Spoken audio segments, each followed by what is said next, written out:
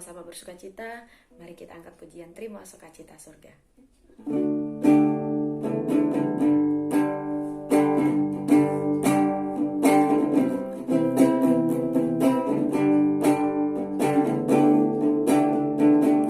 Terima sukacita surga, itulah kekuatan bagi jiwa.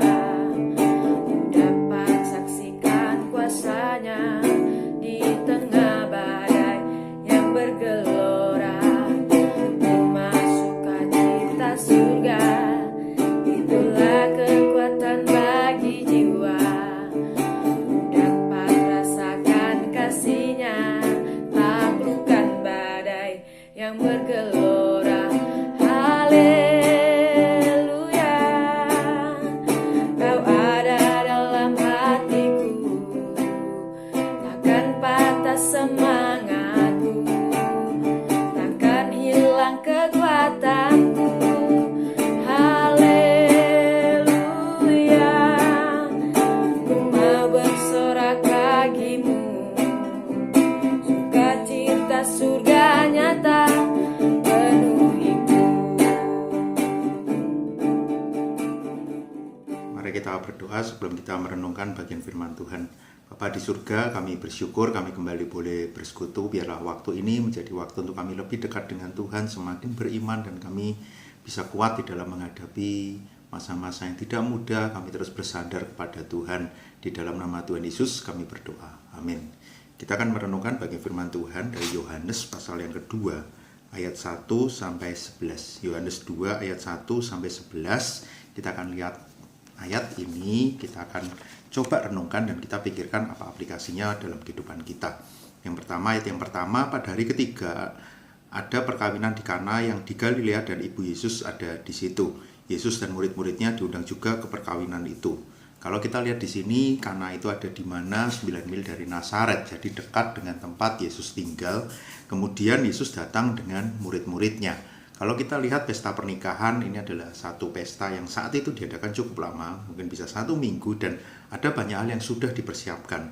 Dan ketika mereka kekurangan anggur, sebetulnya sesuatu yang mungkin cukup menyedihkan bagi yang mengadakan pesta. Karena itu ibu Yesus Maria berkata kepada Yesus, mereka kehabisan anggur di ayat selanjutnya.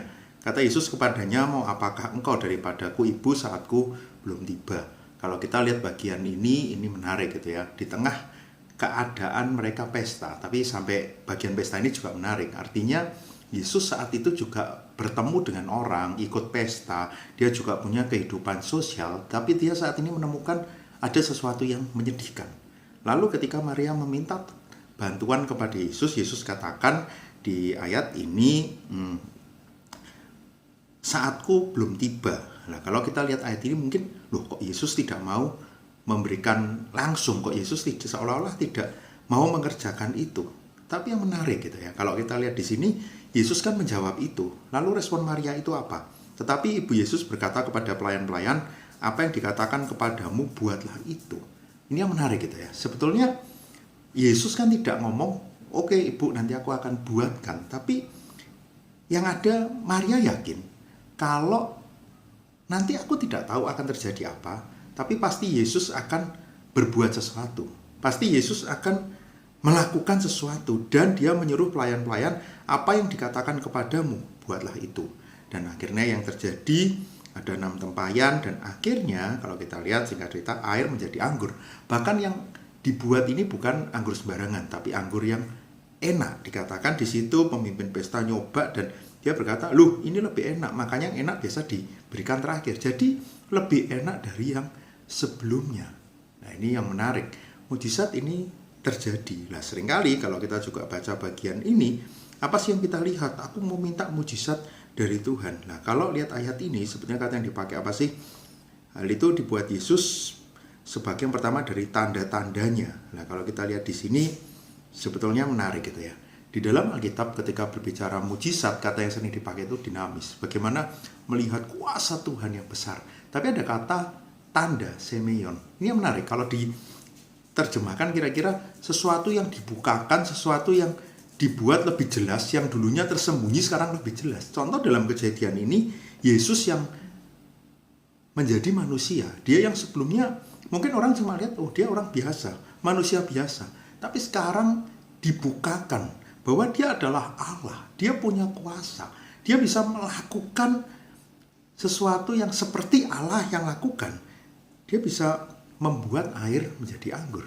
Karena itu ini tanda pertama supaya orang bisa melihat kemuliaan Tuhan, supaya orang bisa percaya kepada Tuhan. Karena itu kalau kita lihat di situ akhirnya apa?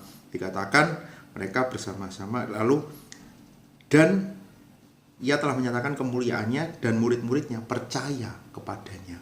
Murid-muridnya percaya kepadanya. Bagaimana dengan hidup kita, saudara? Mungkin hidup kita juga ada tantangan, ada masalah, mungkin menyedihkan seperti pesta tadi. Tapi yang menarik, kita punya Tuhan yang peduli. Tuhan yang tahu bahkan kehidupan kita yang sangat normal, yang sangat biasa, mungkin kehidupan yang hari-hari kita, dia ada bersama dengan kita. Tapi memang ada waktu Tuhan. Waktu Maria minta Yesus juga ini belum waktunya. Karena itu kita perlu beriman. Tapi kita yakin dia adalah Tuhan. Ketika kita punya kebenaran yang lebih lengkap, dia adalah Allah yang sudah menjadi manusia, dia sudah mati di kayu salib, bangkit memberikan kita kehidupan yang kekal. Bahkan dia memberikan jaminan hidup yang kekal itu. Artinya sekarang, kalau saat itu pun Maria tidak meragukan, dia adalah Allah yang bisa melakukan sesuatu. Tentu seharusnya kita juga yakin. Mungkin ini belum waktunya Tuhan. Mungkin doa kita belum dijawab. Tapi aku yakin Tuhan pasti melakukan sesuatu. Tuhan akan berikan yang terbaik seperti anggur yang terbaik yang diberikan untuk menyatakan kuasanya. Bersyukur dia adalah Tuhan yang berkuasa. Tapi dia juga Tuhan yang peduli. Dia Tuhan yang beserta dengan kita. Respon yang harus kita lakukan apa? Percaya kepada Tuhan. Menantikan waktu Tuhan. Dan yang jangan dilupakan, kalau sampai kita melihat tanda itu, kalau sampai Tuhan menjawab doa kita, kalau sampai kita bisa melihat hal besar terjadi di dalam hidup kita, ingat apa? Kita harus memuliakan Tuhan. Ceritakan itu supaya orang juga bisa memuliakan Tuhan. Mari kita berdoa. Saya mengajak kita yang pertama berdoa, apapun yang saat ini menjadi permasalahan, pergumulan, kehidupan kita, tantangan yang kita alami, kesulitan, ketakutan kita. Mungkin yang saat ini kita merasa masalah begitu berat, kita terpuruk di situ. Mari kita datang kepada Tuhan. Dia adalah Tuhan yang berkuasa, tapi dia juga Tuhan yang peduli. Dia Tuhan yang bersama dengan kita. Mari kita mengambil waktu tenang, kita katakan isi hati kita kepada Tuhan. Katakan setiap pergumulan kita, setiap permasalahan kita. Mungkin yang selama ini membuat kita merasa berbeban berat, setiap tangisan kita katakan kepada Tuhan.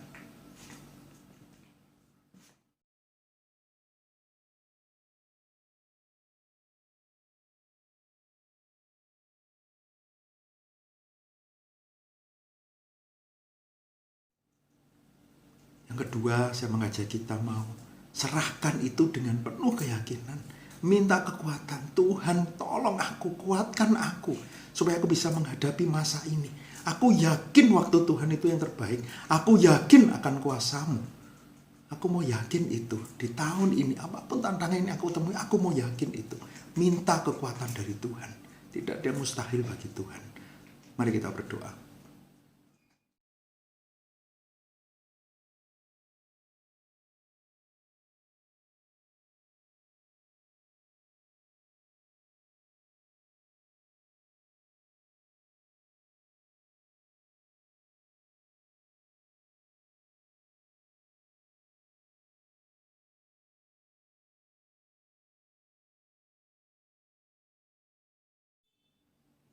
Saya mengajak kita juga berdoa terus untuk bangsa ini, untuk gereja kita, untuk orang-orang di sekitar kita.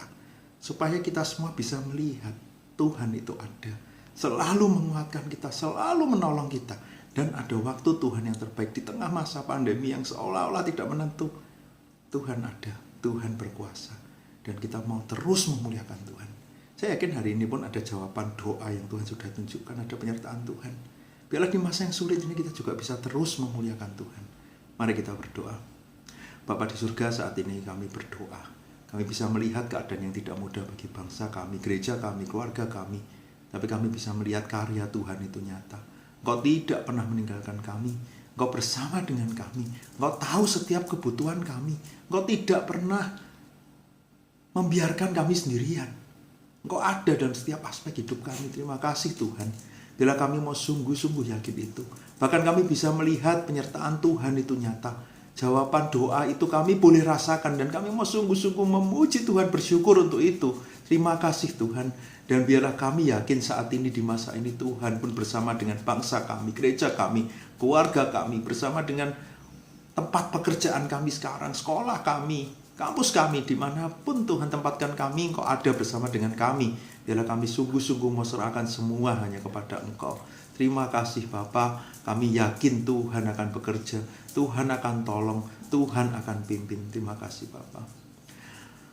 Bapa di surga, inilah kami anak-anak-Mu yang lemah dan terbatas. Tapi kami tahu, kami bersyukur, kami punya Tuhan yang mengasihi kami, yang peduli. Dan Tuhan itulah pemilik segalanya, Tuhan yang berkuasa. Biarlah kami terus hidup bersandar kepada Tuhan, percaya kepada Tuhan. Kami terus memuliakan Engkau. Terima kasih Bapa. Tuhan tahu pergumulan kami hari ini.